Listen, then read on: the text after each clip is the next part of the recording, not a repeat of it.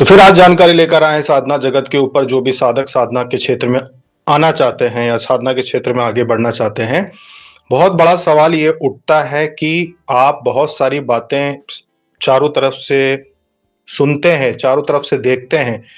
तो गृहस्थ जो लोग हैं, जो अपने घरों में रहकर साधना करते हैं, अपने घरों में रहकर जो भगवान के मार्ग पे चलना चाहते हैं कि भाई हम लोग भी अपने घर में रहते हुए सारी चीज़ें करना चाहते हैं, तो क्या हम लोगों को भी आध्यात्म का जो मार्ग है, इस पे चलकर उतनी सफलता मिल सकती है जितनी कि साधु महात्माओं को मिल सकती है? या उन उन लोगों का, जैसे कोई सन्यासी है तो पूरा जीवन वो बिना परिवार के जीते हैं, तो क्या हमें भी उनके जैसे स्थान मिल सकता है? तो देखिए, गृहस्थ लोगों को ज़्यादा बड़ा स्थान मिल सकता है। गृहस्थ लोग जो साधक होते हैं, गृहस्थ साधक साधिकाएं जो होती हैं, हमारी जो बहनें हैं, सभी आप लोगों का स्थान सन्यासी से भी ऊपर माना जाता है। शास्त्र के अनुसार कलयुग में, ये कलयुग की बात हो रही है कि कलयुग में आपका स्थान साधु महात्मा सन्यासियों से भी बढ़कर है, उनसे भी ऊंचा स्थान है।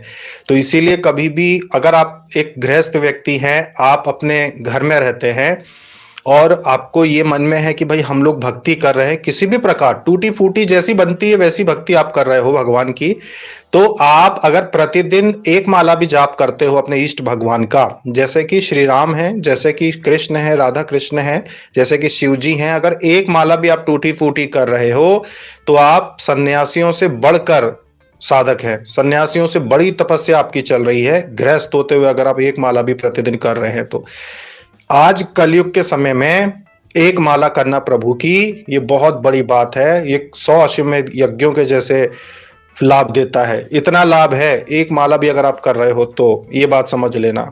कभी ये मन में अपने विचार मत आने देना कि हम सन्यासी नहीं हैं। तो मन में अगर आपको ये लगे कि भाई थोड़ा वैराग्य अगर आपके मन में आता है कि भाई हम सन्यासी नहीं है, तो पता नहीं हमारा क्या है, कैसा है। प्रकाश लोहार जी, जय श्री कृष्णा। संतोष साहू जी, नीलम जी, सागर जी, सभी को जय श्री कृष्णा। कभी मन में मत आने देना कि भाई हमारे जीवन में जो हम जो कर रहे हैं इससे ज्यादा लाभ उन लोगों को है, हमको कम है, ऐसा बिल्कुल भी मत सोचना। गृहस्थ साधक ही सबसे उत्तम साधक होते हैं। गृहस्थ साधक ही सबसे बड़े तपस्वी माने जाते हैं। गृहस्थ साधक ही होते हैं जिनके दान के पैसे से पूरी, ये समझ लो कि संसार चलता है। अपने जो चारों तरफ आप देख रहे हो, ये सब आपके दान के पैसे से ही चलता है। जितने भी साधु महात्माएं हैं जिनकी व्यवस्था आप करते हो, उनके भोजन पानी से लेके सारी, यहाँ तक कि देश की शासन को चलाने में भी आप ही सहयोग करते हो। आपके वोट से सरकारें चलती हैं, आपके दान से साधु महात्मा संत महात्मा चलते हैं।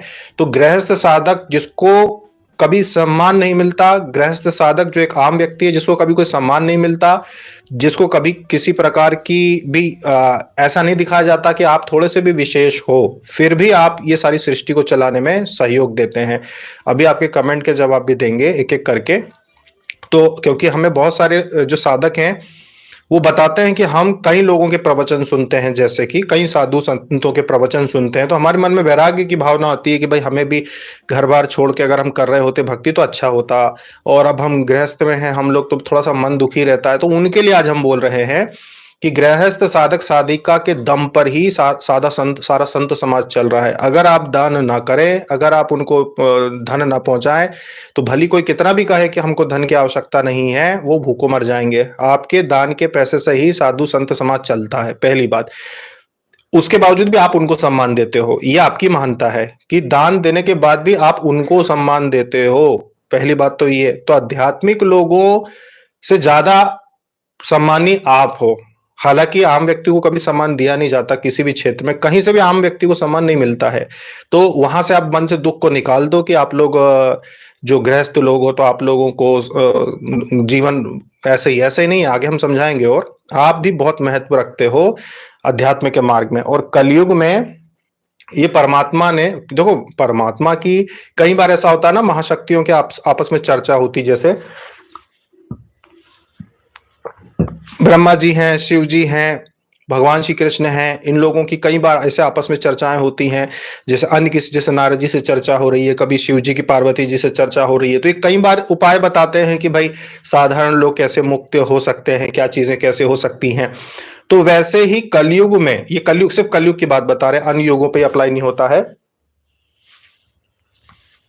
ये कलयुग की बात हम आपको बता रहे हैं कि कलयुग में जो साधारण लोग हैं, जो आम जनता है, आम जनता में कितना भी कोई महापापी होगा ना जिसने पहले बहुत पाप कर लिए हैं, ये कलयुग का है, बहुत बड़ा इसको अपने अंदर बिठा लो, ये बिल्कुल सत्य है। कलयुग की शुरुआत में ही ये बात कह दी गई थी कि भाई कोई कितना भी बड़ा महापापी हो, कलयुग में अगर वो भगवान का नाम लेता है, कि अगर आप भगवान राम का नाम लेते हो, श्री कृष्ण का नाम लेते हो कलयुग में, तो आप महापापी भी होंगे तब भी आप मोक्ष को पा जाएंगे। ये चीज कलयुग में अप्लाई करती है। मतलब कोई जंगलों में जाके तपस्या करने की जरूरत नहीं है आपको, ना आपको संन्यास लेने की आवश्यकता है, ना आपको कुछ ऐसे किसी आश्रम में जाने की आवश्यकता है। अगर आप अपने घर में, हम कह रहे हैं कि अगर एक माला भी कोई व्यक्ति कर रहा है कलयुग में, तो आप मोक्ष के अधिकारी हो। इतना बड़ा लाभ दिया है आपको इस सृष्टिकर्ता ने कलयुग में। और ये कलयुग की शुरुआत में ही कह दिया था कि ये तो कलयुग का जब पहला चरण देखा तो सब घबरा गए कि बाप रे, कलयुग तो कितना खतरनाक है, ये तो बहुत बुरी हालत हो रही है इस समय, तो देखो ना कैसा हो रहा है, लोगों की बुद्धि कैसी बदल रही है, और क्या क्या कुछ पहले चरण में ही बहुत सारी चीजें बहुत बुरी तरीके से बर्बाद हो गई थी, बहुत बुरी तरीके से सोच बदल गई थी लोगों की। तो उसी समय ये कह दिया था कि भाई कलयुग में अगर कोई भी भगवान का नाम लेगा, कृष्ण का नाम लेगा, तो ये मोक्ष को पा जाएगा, भले ही वो कितना भी महापापी हो। तो कलयुग का ये जो ताप है ना, पाप का ताप, ये जो चारों तरफ जो पाप फैला हुआ है, उसके बीच में ये जो आपको छूट दी गई है कि इतने घोर कलयुग में भी अगर आप भगवान का नाम लोगे तो मोक्ष पा जाओगे।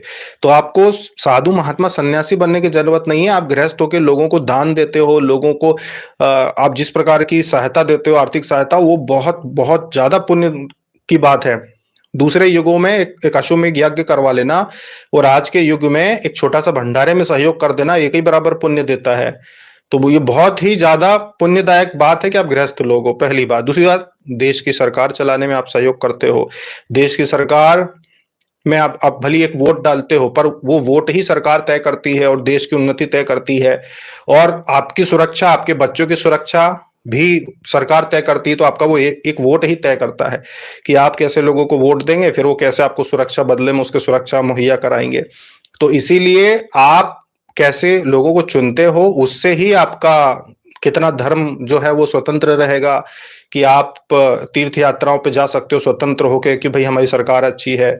आप इतने सारी चीजें जो आप देख रहे हो कि देखो ये जो जिससे राम मंदिर अब बन चुका है, अयोध्या आप जा रहे हो, इतनी बड़ी पब्लिक जा रही है, तो ऐसी सरकार को आपने चुना जो सभी को एक जैसा समझती है, सभी की उन्नति के विषय में सोचती है, तो आपको सारी सुविधाएं मिल रही हैं। तो आप न सिर्फ देश को चलाने में, संत समाज को चलाने में भी सहयोग देते हो। तो कभी ऐसा मत सोचो कि भाई आम जनता है तो हमारी क्या होगा, हमारे को मुक्ति मिलेगी कि नहीं, हम कैसे, हम भी सन्यासी, सन्यास लेना इतना वो नहीं है।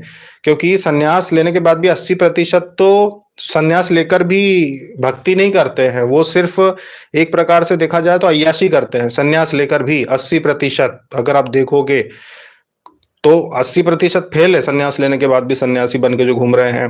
20% है उनमें से जो भक्ति करते हैं, जिनका डेली रूटीन में तपस्या जुड़ी हुई है कि वो भगवान की भक्ति करता है। 80% तो बस मांस मदिरा गांजा अफीम में ही लगे हुए हैं, उनका तो खेल ही दूसरा है। तो इसीलिए इतना आसान भी नहीं है कि आप सन्यासी लेके और सही संगत में जीवन बिता दोगे। इसलिए अच्छा है कि आप गृहस्थ हो, घर में रहो, भक्ति करो, यही आपका उद्देश्य होना चाहिए। हमारा भी यही उद्देश्य है। हम गृहस्थ लोगों में जितने भी बहुत सारे गरीब घर की जो महिलाएं हैं, जो बहनें हैं, वो हमारे लिए काम करती हैं, उनको उनको हम रोजगार देते हैं कि कैसे भी करके इनको मदद पहुंचाई जाए। हमारे जो हिंदू धर्म की संस्कृति में जो वस्तुएं उपयोग की जाती हैं, जैसे बहुत सारी प्रकार की मालाएं होती हैं, ब्रेसलेट होते हैं, रुद्राक्ष से संबंधित, स्फटिक से संबंधित, ये सब चीजें, धागे से बनी हुई बहुत सारी चीजें होती हैं, हवन सामग्री होती है। तो बहुत सारी चीजें ऐसे जो गरीब परिवार की साधिका बहनें होते हैं, कुछ साधक भाई जो बहुत गरीब है, उन लोगों को रोजगार दे के और हम ये चीजें है जो आप लोगों के लिए उपलब्ध कराते हैं कि इन लोगों का भी घर चलता रहे और थोड़ा सा तो सहयोग दें। तो बस वही चीज है कि आप, एक सामान्य व्यक्ति सरकार में भी सहयोग दे सकता है, संत समाज को भी सहयोग दे सकता है। आप पूरी तरीके से स्वतंत्र हैं, जो चाहे वो कर सकते हैं। इसीलिए गृहस्थ साधक सबसे उत्तम साधक है, ये हम भी कह रहे हैं और ये धर्म भी कह रहा है कलयुग में, कि भाई जिसने भी कृष्ण नाम ले लिया, राम नाम ले लिया, ये कलयुग में वो महापापी होकर भी मोक्ष पा जाएगा। तो ये चीजें हैं, तो परेशान ना हो। अभी ये जो लोग कुंभ नहीं जा पा रहे, वो बड़े परेशान है कि भाई कुंभ नहा लेते तो मोक्ष मिल जाता। नहीं मिलता। कुंभ नहाने से भी आपको यही लाभ मिलता जो आपको कहीं और स्नान करने से मिलेगा। आप अगर गंगा जी नहा के आ जाएँगे तब भी वही लाभ है जो अभी आप कुंभ नहाएँगे जो लाभ है। कुछ ऐसा उसमें मन में वो मत रखो